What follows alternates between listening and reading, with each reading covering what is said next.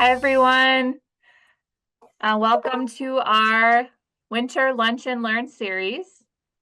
And I'm Prairie Walkling. I'm a Master Gardener Field Specialist for SDSU Extension based in Rapid City. And today's presentation is one in a series. And for those of you joining us live, if you have questions, you can type those in the Q&A box at the bottom of your screen. And the chat is also open today. And we're glad you're all here today on this very cold day. And today we're welcoming Shannon Eaker, who's going to speak on email etiquette, and Sydney Trio, speaking on social media etiquette and garden mythbusters. So I will introduce Shannon, or I'm going to introduce Shannon first. Shannon Eaker is NDSU Plant Sciences graduate and Extension Horticultural Programs Assistant. Shannon has been with NDSU Plant Sciences since April 2013, moving from Iowa to join the team. She has a bachelor's degree in English and business from 2005, earned a remote work certificate from Utah State University in 2020, and has served on many campus committees. She's presented to the City of Fargo, FM Rotary Club, NDSU Extension Master Gardener Conferences, and at the 2022 and 2024 Master Gardener Coordinator Conferences. In her free time, Shannon would love to come to your house and meet your pet. And then we also have Sydney with us today. And Sydney Trio is the education coordinator and SDSU Extension Horticulture Assistant based in McCrory Gardens and Brookings. We have some long titles. And you may remember Sydney from the garden tour webinar we did a few weeks ago. Sydney has spent most of the last 5 years at McCrory Gardens, working as an undergraduate and then becoming the education coordinator after graduation. Sydney's main role is to connect people of all ages and abilities to plants by planning and coordinating educational events, providing tours, and answering questions on the garden hotline, and helping plant and maintain the gardens. So welcome to Shannon and Sydney. And I think Sydney is going to start us off today. Yes. And I will help monitor those questions for you. All right, awesome. All right, well, hello everyone. It's good to be back. Like Prairie said, my name is Sydney Trio. I'm the education coordinator and SDSU Extension Horticulture Assistant at McCrory Gardens in Brookings, South Dakota. And today I'm going to be talking a little bit about social media etiquette, and it kind of goes along with the Garden Mythbusters theme, because a lot of times on social media we see things that are myths. So just turning to the experts and expertise for your answers. All right, so a little overview.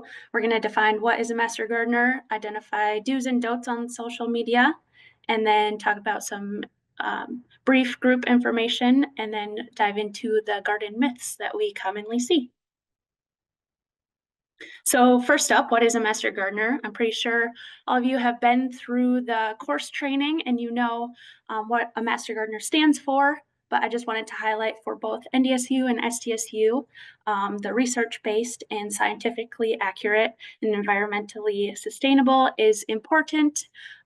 As an extension master gardener, you represent the university, and so it's important to stick with those research-based and scientifically accurate information when you are giving answers to people. You also want to make sure to use clear language. Not everyone will know all of the plant terms. Some of them might be kind of easy, and some of them might not be as easily to identify. So some of them are prone to bolting, vigorous, volunteer, and sucker. Those are just a few, but make sure when you're on social media, your context makes sense and everyone is able to understand it. Also, for citing sources, I pulled this out of the SDSU Extension policy manual, and this says providing research based information is at the core of SDSU Extension's work, purpose, and mission. SDSU Extension volunteers are expected to uphold university research based findings, even when the information is new or different from a volunteer's personal experience or opinion. While it is important to respect individual beliefs, Extension volunteers are expected to make recommendations based on scientifically defensible information from SDSU Extension or other reputable sources. So, just something to keep in mind. And so, a little bit of background about reliable sources. So, we have the Garden Hotline here in South Dakota, and there are different locations throughout the state. And I get to help with the off season one as well as the Brookings Hotline. And to be honest, I don't know all the answers to all the horticultural questions. There are so many questions and topics when it comes to horticulture that could be soils, entomology, trees, diseases. Um, but what I do know is how to find reliable sources. And oftentimes, when I look up those questions that I might not know, often type in extension at the end of it, and that helps bring up extension articles, which is a huge help.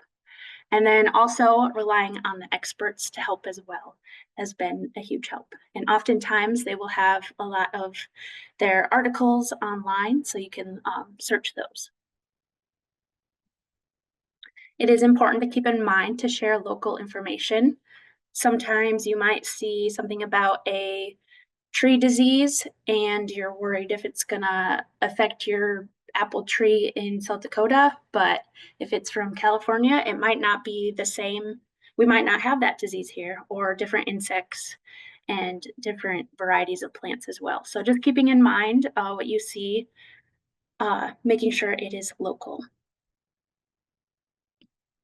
It is fun to see on social media different perspectives and different designs, sharing your creativity and vision. Definitely share those. It's always fun to see, and plant pictures always make me happy. I'm pretty sure most of you, I don't know, get excited about seeing plant pictures, especially when it's cold out, and new ideas to try different designs as well. So definitely share those. It is awesome to do that. So don't spread misinformation, which we'll kind of see some misinformation in a little bit and how to differentiate that from what is good information. Also, don't ignore concerns. You'll always want to address feedback. Just for an example, we have someone here on our McCrory Gardens Facebook who said, too bad it isn't free anymore, and they weren't a fan of the fence that was put up. So it's just important to kind of address those things. And as a master gardener, if you have your pages, your master gardener pages on Facebook, you'll want to address any feedback or any concerns that you have. So it's important as well. So if you are part of a group, here's just some different, I just kind of took these from some different plant groups. And most of them are kind of just be kind, no spamming. So basically just pay attention to those rules. They're pretty easy and kind of common sense, but it's important to follow those as well. All right, on to the myths. So a lot of times on social media, you might see pictures, kind of like this one, that you definitely can tell is not real. So we often have to turn to our experts and expert information to tell what is real and what is not. So like this one, obviously this was a video. They were peeling back the bananas and some coins were falling out. So there you can obviously tell that is not real. So hopefully none of you would fall for that. Here's another one, aloe vera and other ingredients to make an organic pesticide. So you're starting off, there's a video, so you'll start off with that, and 24 hours later, your leaves grow that big. So don't believe everything you see on social media. So when you see pictures or information like this, you'll want to make sure where the source is coming from and who created the graphic. Here's a bunch of different ways, garden hacks, but some of them might not always be correct. So you want to make sure who created your image and who posted it. For example, this one, the extension master gardeners posted it, and then you can tell the source was from a horticulture field specialist. So you just want to make sure that you know where your source is coming from. Here's an example someone posted. It wasn't from an extension, it was just a normal person online. And they said, when you dig your hole to plant a tomato, drop an antacid in, cover slightly, and then plant the tomato. Since the tablet is calcium, it eliminates blossom end rot. Since doing this years ago, I hadn't had a problem with blossom end rot. Simple, easy, cheap, and effective. So, how many of you think that would be an effective way? Or how many of you have tried this? One person said that it's a myth, not most effective, doesn't work. Never heard of this, seems sketchy, myth. All right, so the myth is add calcium to tomato plants to prevent some end rot. So you're right, I looked up, this is actually a NDSU article I took this from, and then Tom, a horticulturist, and he was talking through. Basically, I summarized it up in this, saying it does little good because most of the soils in South Dakota already have an abundance of calcium in them already. So it talks about kind of getting your soil test done, and if you are lacking anything, it is best to use a fertilizer for that. All right, what about this myth about using vinegar? There's some different uses: a weed killer, pest control, soil acidifier, clean garden tools, mold and mildew prevention. Many have tried that or have heard of that?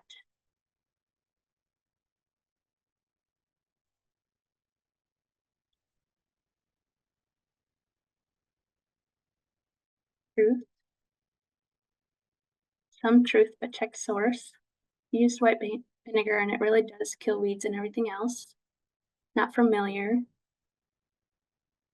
All right, so when looking at this one, this source is from Illinois. It does go through, let's see, click on it.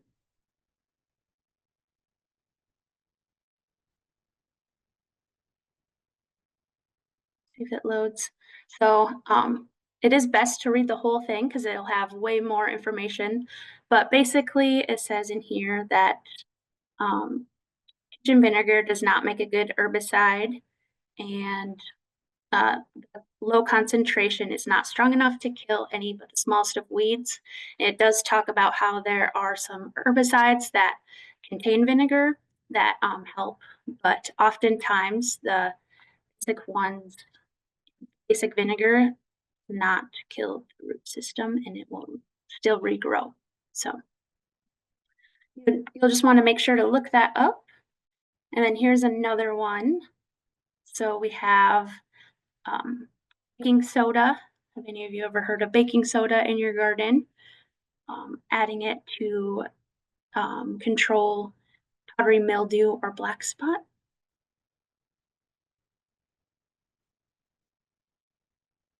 Any of you heard of that? Person is not aware. New to me, not familiar. No. All right. So in this Washington State Extension article, we see that it can help, but very, very short term. It does contain sodium bicarbonate, which is a salt, and when you have to repeatedly spray it, it could burn the foliage, but also adding that salt into the soil is not good. So just want to be really careful with that as well. All right, how about coffee grounds as a fertilizer in your soil?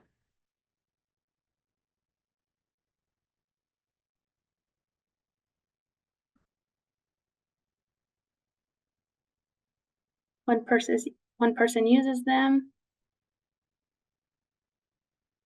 put them in compost. No, but in compost. Are Sydney, do you mean like putting coffee grounds directly on your plants? Is that Yes, directly this on your article? plants for this Okay. one. Someone's mother-in-law loves doing this. For this one, this was a SESU Extension article, and Rhoda had talked about maybe not want to toss it on your fresh grounds into your garden as they contain polyphenols, tannins, and caffeine, which are harmful to your plants and soil microorganisms. But the article does talk about how it is good in compost. So just being aware and reading your whole article and looking up those articles to start with. So in conclusion, Master Gardener's social media content should be a trusted source of gardening information while sharing their experiences and expertise with garden community while being respectful and positive. So yeah. All right. And is there any questions? I kind of briefly went over some, but it kind of shows you that you don't always want to trust what you see on social media and always kind of look that up as well.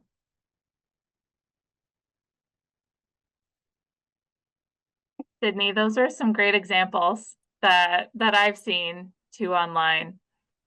We have a question from Cindy, and she asked, how do you politely tell someone that the myth doesn't work? Um, you could bring into how you've seen some research on this, and the research kind of shows that it's not the most effective, and maybe providing another solution to how you can do like grow another method or another way to help what they're trying to do.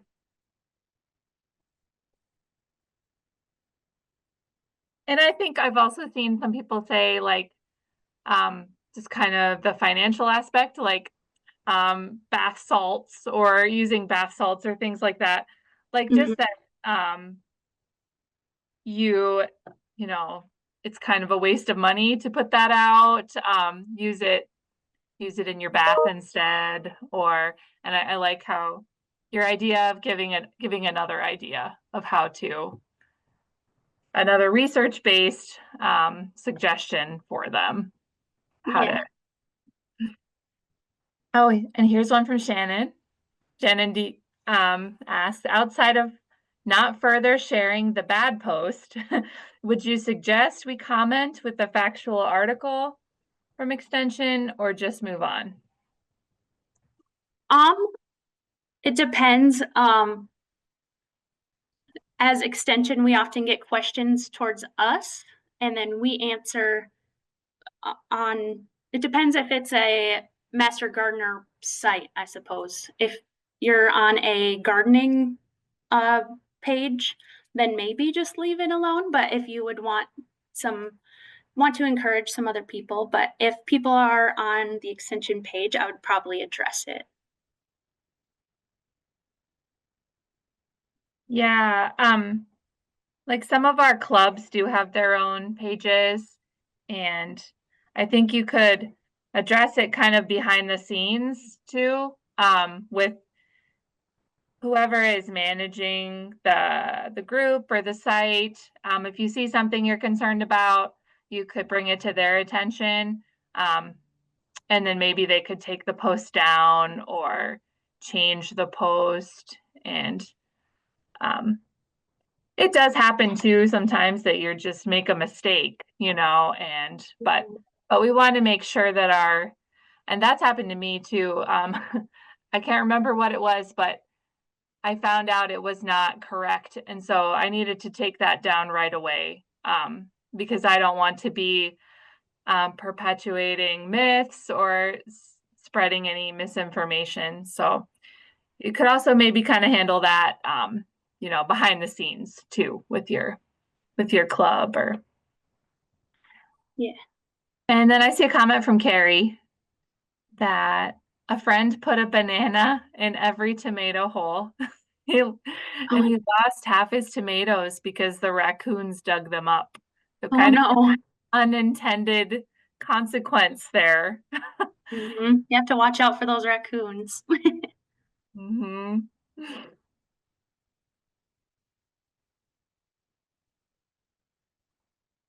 Oh Sweet. Well, no. I'll be around at the end of Shannon's too if anyone thinks of any other questions throughout. Sounds good. Thanks, Sydney. Yeah. And if you have seen any garden myths out there, you can share those with us too in the chat. Shannon, are you? Yeah, there we go. All right, here I am. Hi, everybody. I am Shannon Eaker, as I was introduced, and I work on the NDSU campus in Fargo, work very closely with Esther in the Master Gardener program, and also work with graduate students in our department. So do a lot of emailing, and we're just going to talk today about some general email etiquette. So to start, just real quick, our non-discrimination statement, and then so as a master gardener, you're going to interact with several different people in several different ways as a volunteer. We're just going to walk through some practices to help you maintain a professional and cordial relationship. So we'll talk about preparing your email account, how to convey a concise message, and then etiquette. So as we get ready to email, it's really important to consider the email address that you're using and to create an email signature that can be used when you're working on official EMG business. So here's a few examples.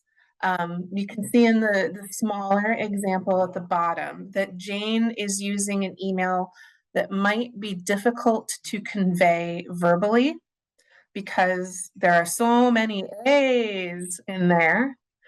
So maybe Jane would want to make a different email address when she's using her Master Gardener account or emailing as a Master Gardener. You can see on the left, she's chosen her first initial, middle initial, and last name, making it much easier to give her email address to someone. It would be great for you to say what your title is, SDSU Extension Master Gardener.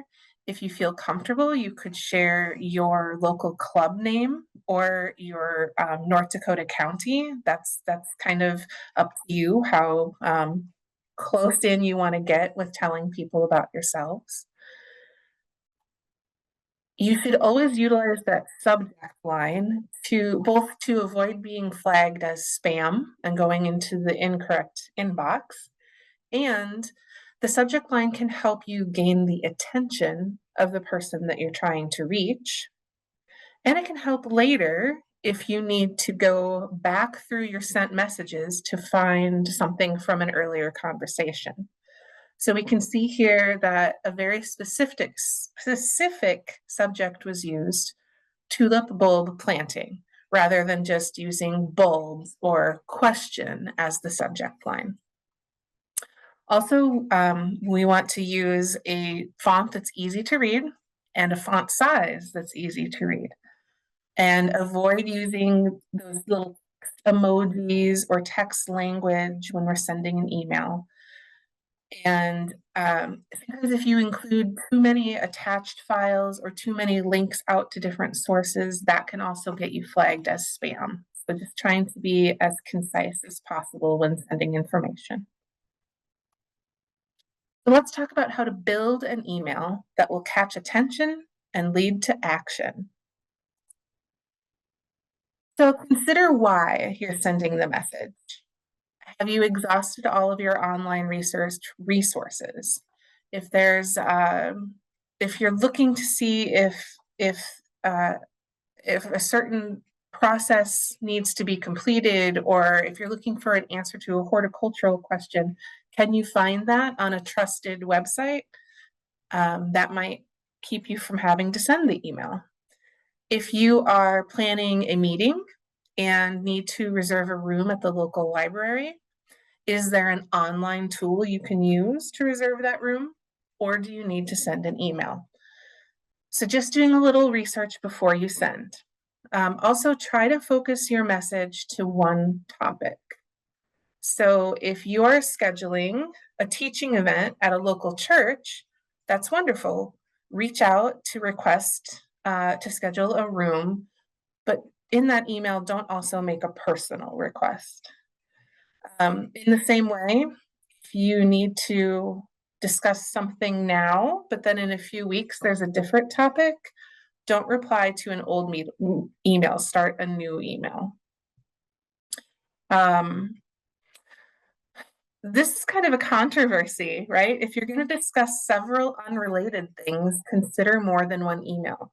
Some people really prefer that. Others prefer one email that maybe has an expanded subject and bullet points within the email. So as an example, if you're emailing the local grocery store to request catering for two separate occasions, maybe you could do one email and bullet point the dates that you need. But if you're emailing the grocery store to ask about catering and to ask about using green space on the property for a pollinator garden, this should be two separate emails, because you could guess that they might go to two separate entities within the grocery store. This can be a judgment call. Part of relaying a concise message is, again, keeping it brief. So if your content is becoming longer than 4 or 5 sentences, bullet points can help there too. Bullet points are great because it helps people scan your email and find the action items quickly. And if someone's reading from a smaller screen, it can be helpful to use bullets instead of full sentences. Here's a pro tip from me, who emails people all the time. Sometimes I need something from my department chair, and I know how many emails he gets in a day. So I will update the subject line as also being part of the call to action. So in this case, maybe you receive a question from a client called tree question. And after you've done the diagnostic work, you just need the state forester to confirm the diagnosis. So you would update the subject line asking for the confirmation. This might help you get an answer back more quickly, knowing that there's less work in confirming something than there is in doing the entire research, the portion you've already done. So I write a lot of emails, and it can be really helpful to have a format that works for you. Choosing a layout to use time and time again can help you send a bunch of emails that are professional looking in quick succession. So start with your greeting and a pleasantry. That could be where you learned about the person that you're writing. Or if you're requesting a space to use for a meeting, maybe you've previously been in this space and really enjoyed it.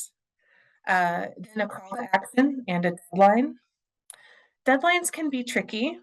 Sometimes it's appropriate to list a definite deadline. And in other cases, you may want to use a softer language, such as, with our event approaching on May 4th, I'm reaching out to ask. So you're giving a date that you really need the information by, but you're not setting a firm deadline.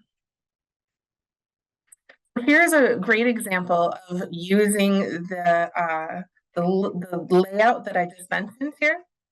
I got this email while I was working on this presentation, so I was super excited to share it with you. This email is from the Extension Master Gardener Coordinator at University of Alaska. You can see that he has a greeting, a reason for writing, a compliment for me, a call to action, a very nice closing. I hope you're doing well, and then his signature. So this is a knockout email. It was very easy for me to read and very easy for me to sum up how long it would take me to respond. Bang on, great job. Now let's talk a little bit about how we can use empathy in our writing. And I want to start with just showing this chart because I love charts and graphs. So sometimes when you're writing, you'll be the customer, and other times you'll be the customer service agent. So while we don't charge for our services as master gardeners, this graph shows what customers are willing to pay more for in customer service. So if we look at the top right and think of ourselves as a customer, you'll see knowledgeable and friendly service, efficiency, and the option for human interaction are rating pretty high as something that a customer would be willing to pay for to get that kind of service. So now think of yourself as the person providing service. You also want to be known for these same attributes, right? So the golden rule applies to email interactions. It's like it does in person. Let's dig a little deeper. When you're writing, think of the words you're sending from the reader's point of view and how you would feel if you received the email. Remember that being formal always conveys respect. So we should always assume a high level of formality, just because it's a lovely thing to do, and also because if you give good information, it might be forwarded to an outside party that you weren't expecting to be speaking to. And so we always want to be as formal as possible. Include a courteous greeting and closing, and be sure to spell the contact's name correctly. So as an aside, while I was working on this PowerPoint, I emailed Prairie to ask a question and spelled her name wrong. So as we've all mentioned today, mistakes happen. Just acknowledge the mistake. And Prairie, of course, was very forgiving. She's a lovely woman. So remember that most people really appreciate a comment, a compliment, and they love to be thanked, even if doing their job is doing their job, right? We all love a thank you. And I think that we're all really good at this too. I think it's a Midwestern quality that we love to give a compliment and we love to tell people they're doing a good job. So for tips, I mentioned earlier that we generally want to use a 11 to 16 point font. And that's just for readability. It's a good font size to use rather than using the cap locks. So if you use caps lock, it could be because you're emailing someone with low vision or because you yourself have low vision, but increasing the font size that you're using is preferred, as caps lock can be seen as you being angry with the writer. Also avoiding instances of multiple punctuation. And I will admit that I'm guilty. If I get an email from a master gardener who I've not heard from in a while, my reply might be, "Hi, Sarah," in all caps with an exclamation point, because I'm really excited to hear from them. But as a general rule, write your email as though you were writing a term paper. Some general courtesies as we finish up today. When you're sending an email from your cell phone, make sure that you're sending from an email app, not a texting app. So here we can see I took a screenshot I went to my phone and I went to the store where you can purchase or download apps, like the Apple Store or the Google Play Store, and I just searched for email apps. And you can see some very popular email services have free apps that you can install. So emailing from an app is always preferred because the format will come through more professionally. You can use that signature that we talked about. If you send it to an email address from your texting app, then no signature will come through. And because you're not sending from an email address, but from your phone number, you might go into someone's spam folder without knowing it. So it's really important to, download and install the app for your email provider, or use the internet app on your cell phone and log into your email that way, not sending from a text app. Avoid sending emails outside of business hours. This is another kind of controversial subject because some of our master gardeners work full time. And so your business hours are everyone else's business hours. But as a general rule, if you're requesting something from another business, try to email during business hours. In the same vein, texting and emailing are different. They convey different messages. And a text is kind of asking for an immediate response because it's an immediate form of communication, whereas an email just will always be perceived as more professional. So don't text a work cell phone outside of business hours unless you've been solicited to do so. Before sending your request, make sure that you're contacting the correct person. A lot of times, the home office in the North Dakota program will forward emails about upcoming events that we are not sponsoring or hosting, but we're sharing. And so if you have questions about those events, it's important to respond to the event organizer rather than us who are just sharing the information. If the contact person isn't listed, then you might Google the event name and see what you can find. I'm always happy to help if you want to email me, but it might not be necessary, right?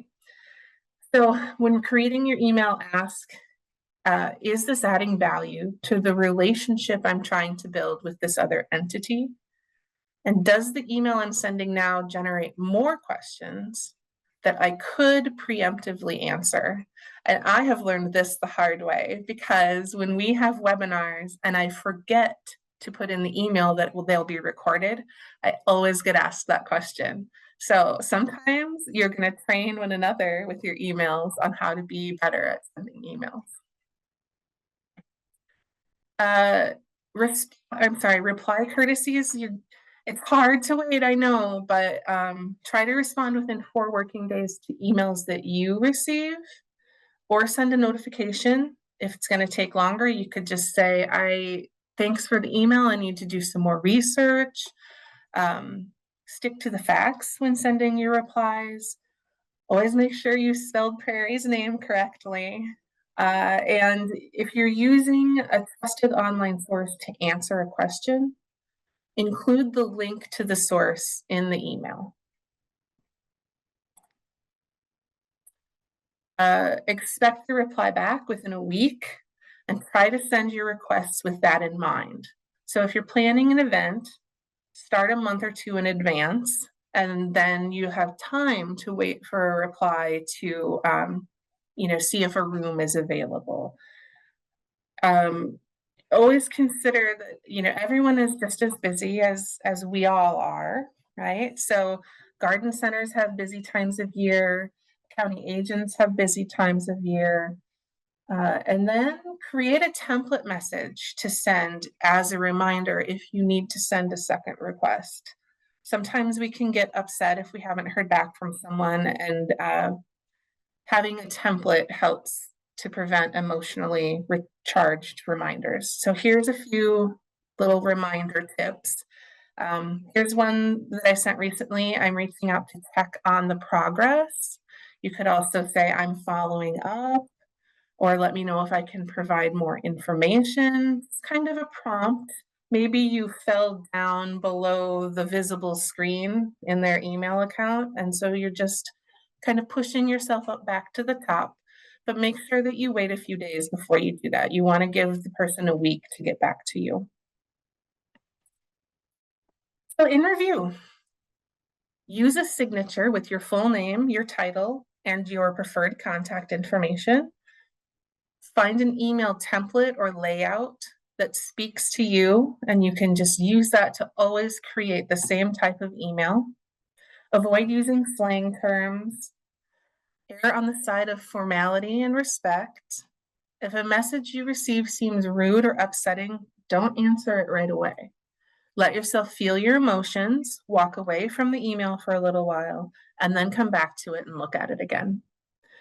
Proofread, double check, and send with confidence. So that is all I have for you today. Here's contact information for Esther and I and for our program. And I would love to hear any questions that came up today. Thank you, Shannon. Absolutely. I do see a question from Cindy, and she asks, do you recommend replying with just thank you? Some people are so busy, like Esther, and I hate to add to their email inbox. That is a good one, Cindy. I think it never hurts to be kind, but I think that if the reply that you got was what you needed and you don't have any further questions, and it seemed as though the answer was kind of wrapping up the topic, you don't need to reply with a thank you. And again, that might be, someone else might prefer something different, but that's what I think. Yeah, so this is, you sent your first email, you get your response, and then should you reply back, thank you? Okay, I understand now. I don't think it's important. I think that if the response that you've gotten seems to close the topic, just let it be. Mm-hmm. The thank you is implied, kind of. Yeah. Yeah. I like your caps, your all caps that you brought up, because Lacey Brown works in our office and as a gerontology field specialist, and she has told me that all caps are generally harder to read for our brains. And so so I try to avoid all caps in flyers and communication after learning that from her. Wow, thank you for that. That's really interesting. Yeah. It is quite easy to increase the font size in whatever email program you're using. And if you don't know how to do that, I would be happy to help you Google through it and figure it out. Yeah, just send me an email. There's a few low vision folks that I work with, and I just always make sure I increase it on my side. But as the reader, you're also able to set up your computer to increase font size or to even read the screen for you. So there's ways. It's getting a lot easier to communicate with low vision and low hearing folks. Yeah. And I like to err on the side of formality, to leave out the emojis and the 5 exclamation points, and that's more when you're talking to your friend, texting your friends or something like that. It's a better place for that. Yeah, though, like I said, I'm guilty. If I haven't heard from someone in a while, I get pretty pumped up when they contact me. Oh, I see some more questions here. Okay, is it okay to ask for a prompt reply from Jan? I think it's okay to say, I look forward to hearing from you, or I would appreciate hearing back from you in 24 hours. But I think the better thing is as soon as you know that you need something, right? If you're planning something, send those emails out early. It's okay to ask for a prompt reply, but I don't know if it's okay to expect one. And from Annie, what is the best way to end an email? I've been using thanks or thank you, but sometimes that feels not in sync with the message. I am a fan of best. I have my email automatically set up to say best Shannon. I think Esther uses regards. Thank you is always, I mean, it can be good. Sometimes on top of what my signature says, which is best Shannon Eaker, and then all my junk. I'll put contact me if you have a question, or let's talk about this again soon. Just kind of one more step towards being warm towards a person. Mm-hmm. I also use BEST, and I was a graduate assistant, and I had not really seen that email signature before, honestly, but that is the professor that I worked for. That is the email signature she used. And so I just took it from her, and because I liked it and I thought it was simple, and yeah, so that's what I use too. I know there's a few folks like those who work more closely with students, like student counseling services, who use Make It a Great Day. And I love that one too. Mm-hmm. Yeah, I think it kind of has to feel right to you, like right. a good fit for you. And from Jassiel, thank you both for an excellent session, and your information is very helpful. Thanks. Yeah, thanks for asking me. It's been fun to be a part of this. Yeah. Let's check the chat and see if I missed anything. Yeah. Well, I I'll keep checking if you think of something, send it our way. But I want to remind you about that way at the beginning of the chat. I sent a evaluation. I'll send that again. It's very short, so very brief. If you could fill that out for us, we appreciate it. Thank you all for tuning in today, taking time out of your day and to learn how to be a better master gardener. So thank you for that. And we have one more lunch and learn session left next Wednesday, the 19th. Same time, same place. It's how to create a horticulture presentation. And our presenter will be Christine Lang, who's assistant professor and extension consumer horticulture specialist from SDSU. So we hope you can tune into that one. And Rebecca says that she has to stop herself from sharing grandpa's advice,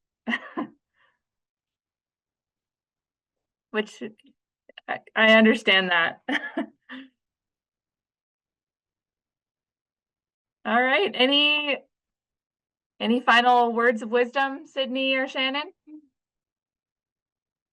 Make it a great day. Yeah, love it. We'll end on that. Shannon has a good ending. All right. Thanks, everybody. We'll see you next time. Bye.